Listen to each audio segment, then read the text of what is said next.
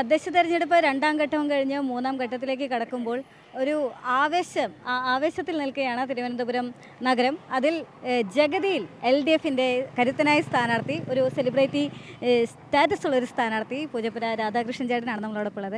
എങ്ങനെയുണ്ട് പ്രചരണത്തിന് ഈ ഒന്നാം ഘട്ടം കഴിഞ്ഞ് രണ്ടാം ഘട്ടത്തിൽ ഇങ്ങനെ അവസാനത്തിലേക്ക്? നമ്മുടെ ആളുകളെയൊക്കെ കണ്ടില്ലേ, ഇതിപ്പം അടുത്ത വീടുകളിലോട്ട് പോയിക്കൊണ്ടിരിക്കുകയാണ്.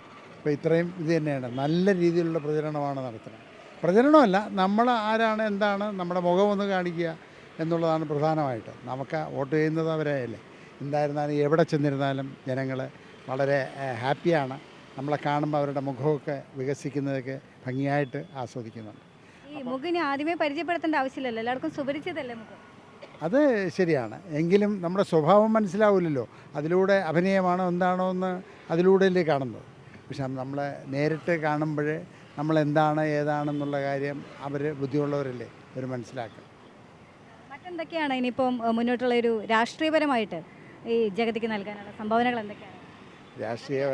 രാഷ്ട്രീയപരമായിട്ട് നൽകുക എന്ന് പറഞ്ഞാൽ കഴിഞ്ഞ 15 വർഷമായിട്ട് ഒരാളിൻ്റെ കയ്യിലിരിക്കുകയാണ്, ഒരു പാർട്ടിയുടെ കയ്യിലിരിക്കുകയാണ്. അപ്പോൾ അത് ഇരിക്കൽ മാത്രമേ ഉള്ളൂ, വേറെ പ്രവർത്തനങ്ങളൊന്നുമില്ല. 1-2 വീടുകളിൽ ചാടി കയറിപ്പോയി എന്നെല്ലാം പറഞ്ഞുകൊണ്ട് അവിടെ ഒന്നും ആവില്ല. ഇതെല്ലാം ആകെപ്പാടെ ഒരുപാട് കാര്യങ്ങൾ ചെയ്യാനുണ്ട്. പക്ഷേ അങ്ങനെ ചെയ്യണമെന്നുണ്ടെങ്കിൽ ഒരു ചെറിയൊരു മാറ്റം വന്നാലേ ഉള്ളൂ. ആ മാറ്റം ജനങ്ങൾ തീരുമാനിച്ചാൽ അത് നടപ്പാകും. അങ്ങനെ മാറിയാൽ എല്ലാവരും അവരോടൊപ്പം ചേർന്ന് നിന്ന് അവർക്ക് എന്താണ് ആവശ്യം, അവർക്ക് എന്താണ് ആവലാതി എന്നെല്ലാം മനസ്സിലാക്കിയിട്ട് അവരോടൊപ്പം നിൽക്കാനേ പറ്റും. അല്ലാതെ അത് ചെയ്യാം ഇത് ചെയ്യാമെന്ന് എനിക്ക് ഉറപ്പ് കൊടുക്കാനായിട്ട് ജഗതിയിൽ കുറേയേറെ പ്രധാനപ്പെട്ടതുണ്ട്.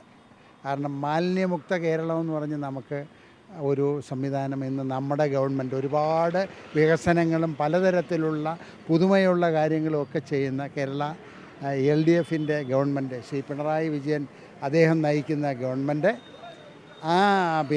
പല കാര്യങ്ങളും ചെയ്യുന്നുണ്ട്. എന്തെല്ലാം സംവിധാനങ്ങളാണ് ഈ ഒരു കണ്ടിന്യൂറ്റി. അതായത് ഒരു ഭരണം എന്ന് പറയുന്നത് ഒരു കണ്ടിന്യൂറ്റി വേണം.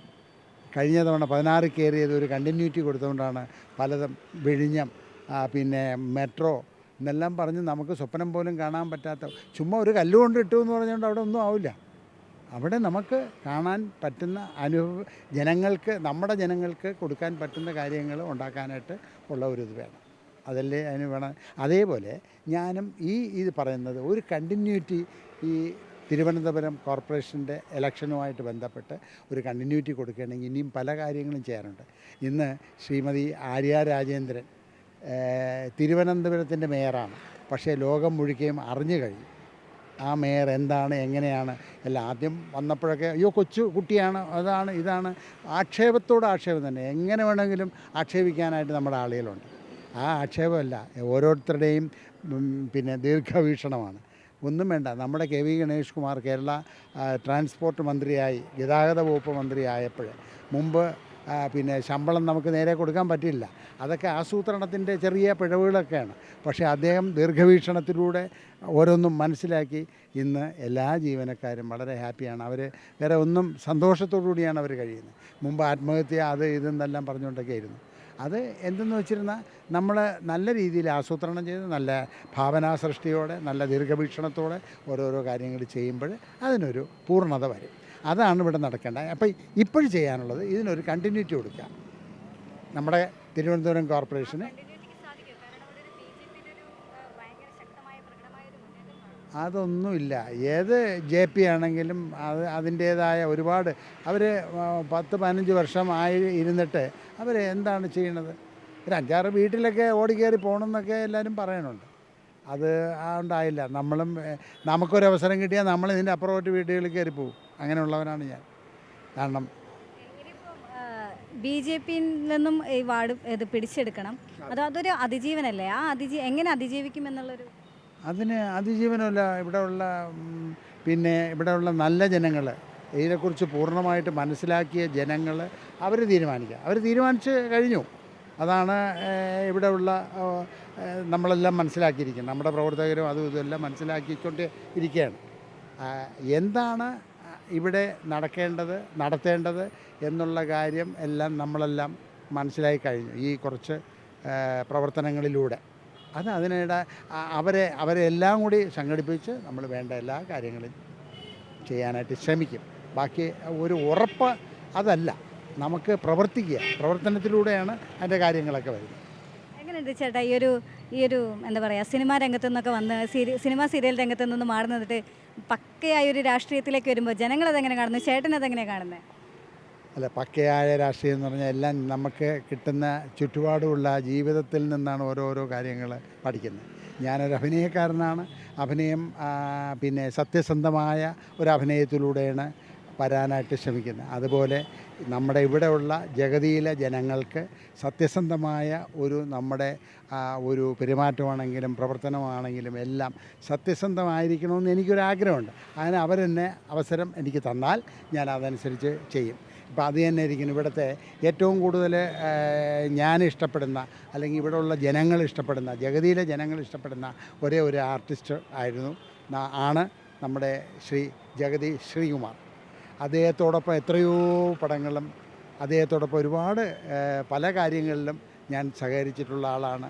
അപ്പോൾ അങ്ങനെ അദ്ദേഹത്തിനെ പോയി ചെന്ന് കണ്ട് അദ്ദേഹത്തിൻ്റെ അനുഗ്രഹം വാങ്ങിക്കാനായിട്ട് നോക്കിയാണ്. കാരണം നമ്മൾ ഒരു നല്ല കാര്യങ്ങളും ജനങ്ങൾ അംഗീകരിക്കുന്ന ആളുകളും എല്ലാം ആണെങ്കിൽ അവരെ നമ്മൾ അംഗീകരിച്ച് അവരുമായിട്ട് ചേർന്ന് അതിൻ്റേതായ രീതിയിൽ ചെയ്യണം. അദ്ദേഹത്തിനെ പോയി കണ്ടു. അദ്ദേഹം സംസാരിക്കാത്ത അദ്ദേഹം ഭയങ്കരമായിട്ട് ആസ്വദിച്ച് ചിരിച്ച് തലയാട്ടി അതെല്ലാം വന്നത് നമ്മുടെ ഈ മുഖം കണ്ടിട്ടാണ്. അദ്ദേഹമായിട്ട് വളരെയേറെ പടങ്ങളിൽ അഭിനയിച്ചിട്ടുണ്ട്. അതുകൊണ്ട് ആ അഭിനയത്തിൻ്റെ ഒരംശം എടുത്തങ്ങ് ഇട്ടുകൊടുക്കുകയും ചെയ്തു. രാമ ശ്രീരാമ രാമ ശ്രീരാമ എന്ന് പറഞ്ഞോട്ടെ ആ പാട്ട് ഇട്ട് കൊടുത്തപ്പോഴേ നമ്മുടെ ജനങ്ങളും ഇഷ്ടമായി, അദ്ദേഹത്തിനും ഇഷ്ടമായി. അത് മതി എനിക്ക്. അത് എൻ്റെ സത്യസന്ധമായ എൻ്റെ ഒരു രീതിയാണ്. അത്രയേ ഉള്ളൂ. എന്തായാലും ഇതുപോലെ സത്യസന്ധമായി മുന്നോട്ട് പോയിക്കൊണ്ട് അടുത്തൊരു കൗൺസിലർ ആവാൻ സാധിക്കട്ടെ എന്ന് ആശംസിക്കുന്നു. അവരുടെ ഒരാളായിട്ട് മാറും, അല്ലാതെ നമുക്ക് വേറെ ഒന്നുമില്ല. ഞാൻ സത്യം പറഞ്ഞാൽ ഈ എൻ്റെ അഭിനയ ജീവിതത്തിൽ നിന്ന് മാറി ഒരു രാഷ്ട്രീയ ജീവിതത്തിലോട്ട് പൂർണ്ണമായിട്ട് ആകാനൊന്നും ഞാൻ ആഗ്രഹിച്ചിട്ടില്ല.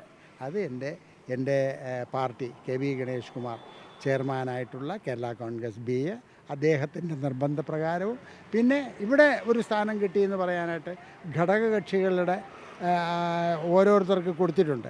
അതിൻ്റെ ഒരു ഭാഗമായിട്ടാണ് കെ.വി. ഗണേഷ് കുമാർ നമ്മുടെ കേരള കോൺഗ്രസ് ബിക്കും തന്നത്. അപ്പോൾ അങ്ങനെ തന്നപ്പോൾ അതവിടെ സ്ഥാനാർത്ഥി ആരെന്നുള്ള കാര്യം അവിടെയല്ല, ഇടതുപക്ഷത്തിൻ്റെ സ്നേഹവും നമ്മുടെ ബഹുമാനിതനായ മന്ത്രി ശ്രീ കെ.വി. ഗണേഷ് കുമാറിൻ്റെ സ്നേഹവും എല്ലാം കൂടി ആയപ്പം എനിക്കിതിൽ നിന്ന് എൻ്റെ അതിൽ നിന്ന് ഒഴിഞ്ഞു മാറാൻ കഴിഞ്ഞില്ല. അങ്ങനെ ഞാനും നടക്കട്ടെ, ഇതും ഭംഗിയായിട്ട് അഭിനയിക്കും. ജനങ്ങളുടെ ഇഷ്ടപ്പെടുന്ന രീതിയിൽ ഞാൻ ചെയ്യാനാണ് എൻ്റെ ആഗ്രഹം. പിന്നെ എല്ലാം ഓരോ ഇതുണ്ട് നടക്കേണ്ടത്. അഭിനയവും രാഷ്ട്രീയവും തമ്മിൽ അജഗജാന്തര വ്യത്യാസമില്ല? ഉണ്ട്, തീർച്ചയായിട്ടും ഉണ്ട്. ഇതിലെനിക്ക് സത്യസന്ധത കാണിക്കണമെന്നാണ് എൻ്റെ ആഗ്രഹം. അഭിനയവും ഇതും ആയിട്ട് വരുമ്പോൾ എന്നാൽ കഴിയുന്ന കാര്യങ്ങൾ ഞാൻ ചെയ്യും. ജനങ്ങളോടൊപ്പമാണെങ്കിൽ പിന്നെ ഞാനെന്തിന് പേടിക്കണം? അവരോടൊപ്പമാണ് ഏത് കാര്യത്തിനും. അവരുണ്ടെങ്കിലല്ലേ ഞാനുള്ളൂ. ഇപ്പം നമ്മൾ തമ്മിലുള്ള ഒരു ഇൻ്റർവ്യൂ നടന്നുകൊണ്ടിരുന്നപ്പോഴാണ് നമ്മുടെ ചിഹ്നം ഓടിക്കൊണ്ടിരിക്കുന്നത് കണ്ടത്, ബസ് അല്ലേ?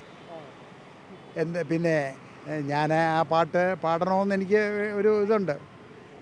പാടണം, നിങ്ങൾ പറഞ്ഞാൽ അതാണ് അവർ ആവശ്യപ്പെടുന്നത് കൊടുക്കുകയാണ് എൻ്റെ ലക്ഷ്യം.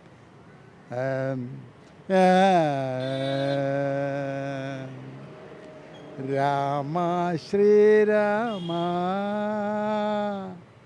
തേടി വരുന്നു ഞാൻ, നീ പോകും വഴിയെല്ലാം തേടി വരുന്നു ഞാൻ.